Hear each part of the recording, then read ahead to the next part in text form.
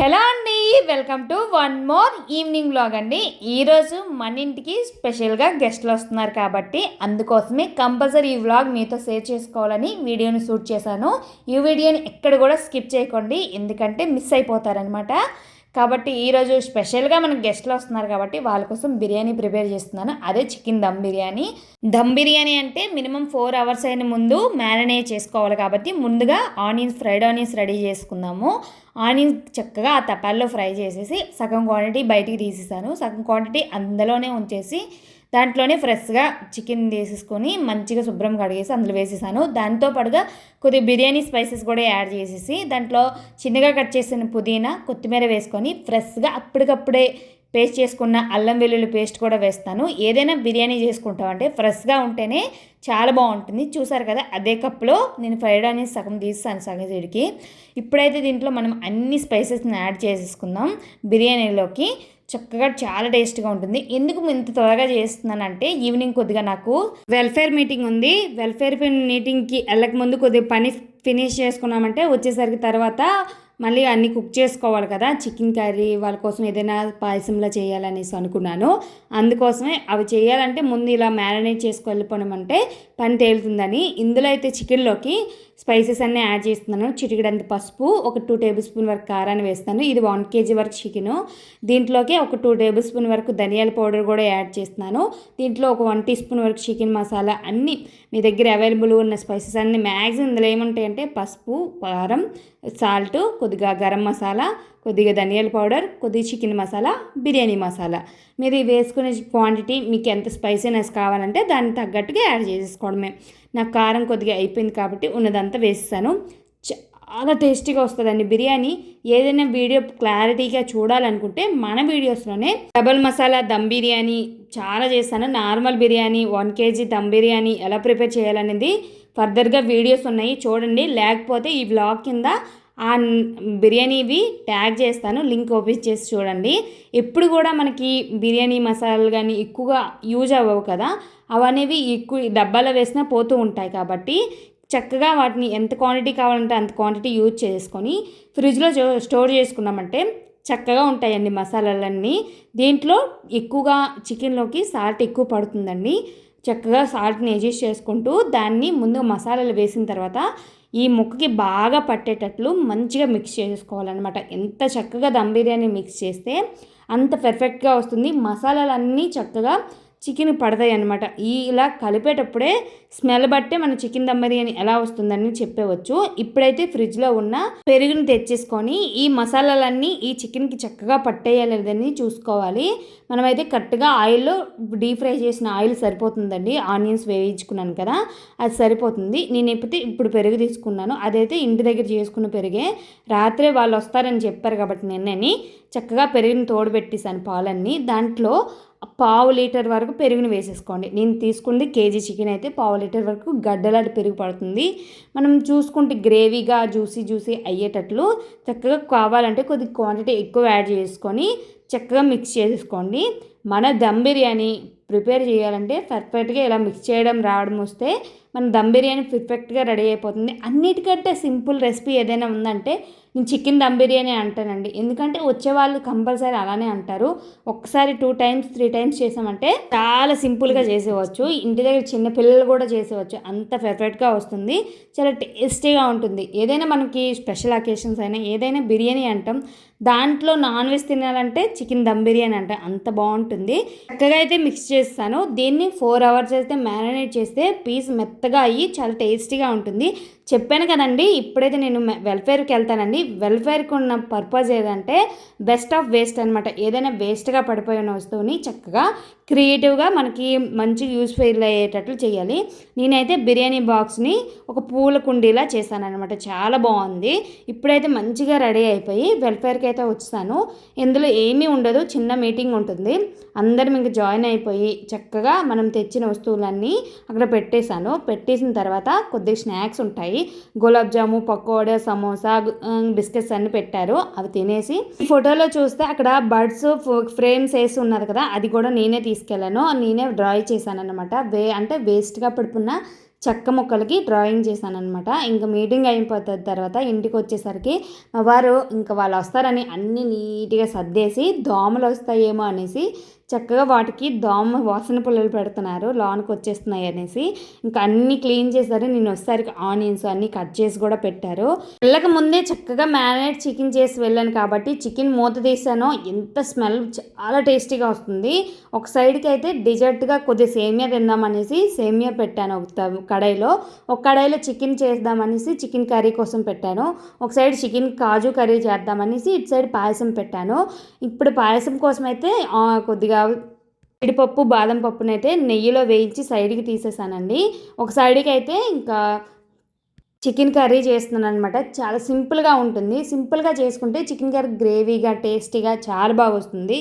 ఏమీ లేదు, కట్ చేసుకున్న ఆనియన్స్, పచ్చిమిరపకాయలు, అల్లం వెల్లుల్లి పేస్టు, టమాటాలు వేసి పచ్చివాసన పోయి మంచిగా ఆయిల్ పైకి తేలేంత వరకు బాగా వేయించేసుకోవాలి. ఈ టమాటాలు అనేవి మెత్తబడిన లోపల మనం చక్కగా సేమియా చేసేసుకుందాము.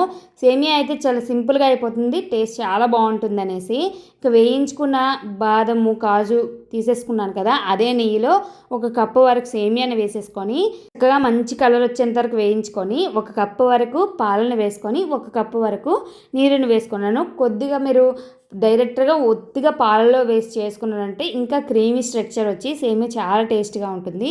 ఇందులో అయితే మనం చక్కగా మెత్తబడిపోయేవండి టమాటాలు అయితే మెత్తబడినాయో లేదని చూసుకుంటూ దాంట్లో అయితే నేను ముందుగా చికెన్ వెళ్ళే ముందే సాల్ట్ వేసి నానబెట్టేసి దాన్ని ఫ్రిడ్జ్లో పెట్టేశాను.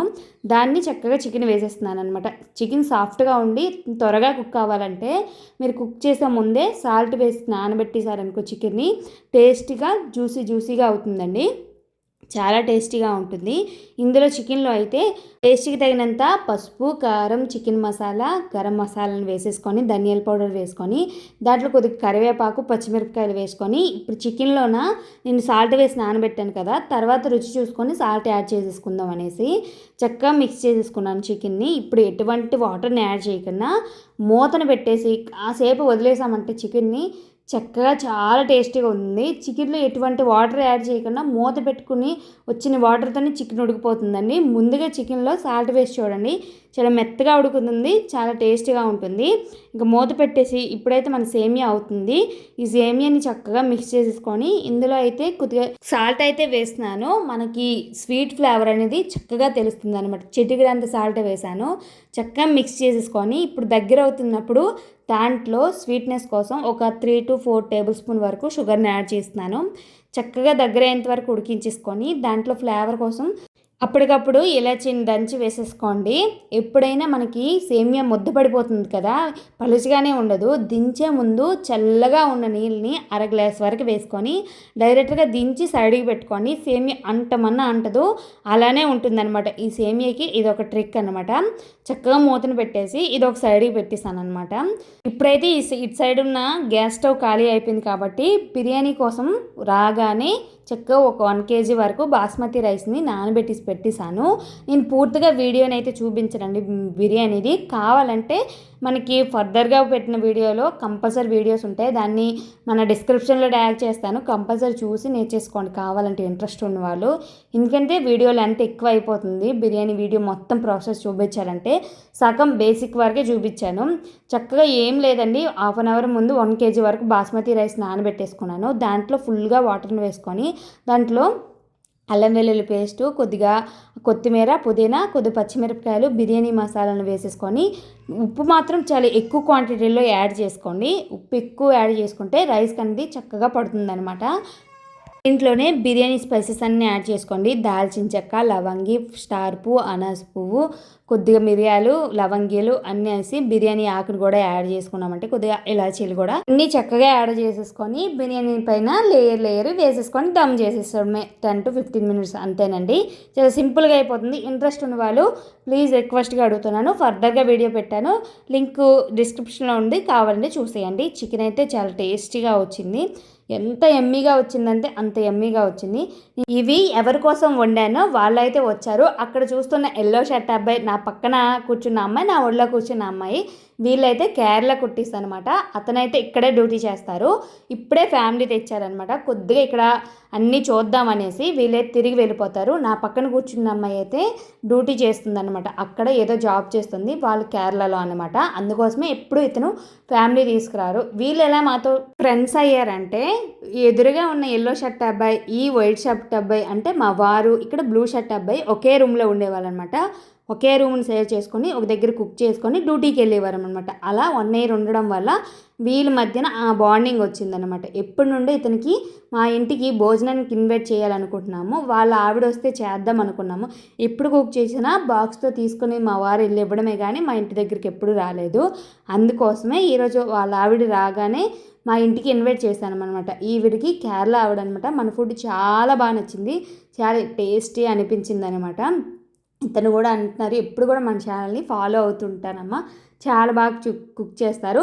నేను ఏది కుక్ చేస్తే మా వారికి అది మెసేజ్ చేస్తారనమాట. ఈవిడ మీ ఆవిడ ఇది కుక్ చేశారు కదా, నాకు ఆ రెసిపీ కావాలంటే కంపల్సరీ మా ఆయన చెప్తే తీసుకెళ్ళేవాళ్ళనమాట ఏదైనా తినడానికి. అంత ఫ్రెండ్స్ అనమాట. చాలా బాగా బాండ్ అయ్యింది. నాకైతే చాలా హ్యాపీ అనిపించింది. ఎందుకంటే మా వారు రూమ్లో ఉండేటప్పుడు అతను అన్నీ కుక్ చేసి పెట్టేవారు అనమాట మా వారికి. ఎప్పుడు తను కుక్ చేసి నేను తినేవాడాన్ని, కానీ ఎప్పుడు వాళ్ళకి ఏమీ పెట్టలేదనే ఫీలింగ్లో ఉండేవాళ్ళు. అందువల్ల వాళ్ళు వచ్చి మా ఇంటి దగ్గర తినడం వల్ల చాలా హ్యాపీగా ఫీల్ అయ్యారు. నేను కుక్ చేసిన రెసిపీస్ ఏమీ లేవండి, చాలా సింపుల్గా ప్రిపేర్ చేశాను. Chicken dum biryani, chicken fry చేశాను అనమాట. రైతా కూడా కలిపాను అనమాట. పెరుగు చట్నీ అంటారు కదా, పెరుగు చట్నీ కలిపాను, సాలడ్ పెట్టాను, కొద్దిగా డ్రింక్ ఇచ్చాను అనమాట. తర్వాత అవన్నీ తిన్నాక సేమియా కూడా తిన్నాము. చాలా టేస్టీగా అనిపించింది అనమాట. అలా కాకుండా అందరం కలిసి కూర్చొని తింటే ఆ హ్యాపీనెస్సే వేరు. చాలా టేస్టీగా ఉంటుంది ఆ ఫుడ్ కూడా. ఎంత టేస్టీగా ఉందో, కాజు చికెన్ కర్రీ కూడా చాలా పర్ఫెక్ట్గా వచ్చింది. ఎంత టేస్టీగా వచ్చిందో. ఈ కర్రీ రెసిపీ కావాలన్నా మన ఛానల్లో ఫర్దర్గా పెట్టాను, కావాలంటే ఇంట్రెస్ట్ ఉన్న వాళ్ళు నేను ఈ డిస్క్రిప్షన్లో ట్యాగ్ చేస్తాను, కంపల్సరీ ఈ వీడియోస్ చూడండి. చాలా టేస్టీగా ఉంటుంది. అందరం కూర్చుంటే ఎక్కడ లేని మాటలు ఎలా వస్తాయో తెలియదండి. అంటే వెళ్ళిపోయినవన్నీ మాటలు ఇప్పుడు వస్తాయి అన్నమాట. అలా మాట్లాడుకొని కాసేపు కూర్చున్నాం. మినిమం 2 hours అయినా అలా కూర్చొని తిన్నాను అనమాట. అలాగా మీకు ఒక 5 minutesలో చూపిస్తున్నా, మేము 2 hours కూర్చొని తిన్నామన్నమాట. చాలా టేస్టీగా చాలా బాగుంది. ఆ అమ్మాయి అయితే వాళ్ళకి 2 పాపలు అనమాట. ఆ చిన్న పాపని వాళ్ళ అమ్మ నాన్న దగ్గర వదిలి వచ్చేసింది అనమాట.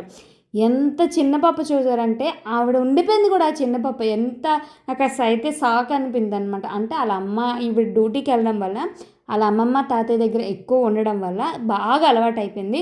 వాళ్ళ దగ్గర నుండి రాలేదనమాట. వీళ్ళ డాడీ దగ్గరికి వస్తానంటే వీళ్ళే వచ్చారు. వీళ్ళిద్దరే ఒక 10 days వరకు ఇక్కడ ఉండి జస్ట్ ఇక్కడ ఏమైనా ఉంటే అన్నీ చూసేసి వెళ్ళిపోదాము అనేసి, ఆవిడకి లీవ్ దొరికింది కాబట్టి చూసి వెళ్ళిపోదామని వచ్చారనమాట.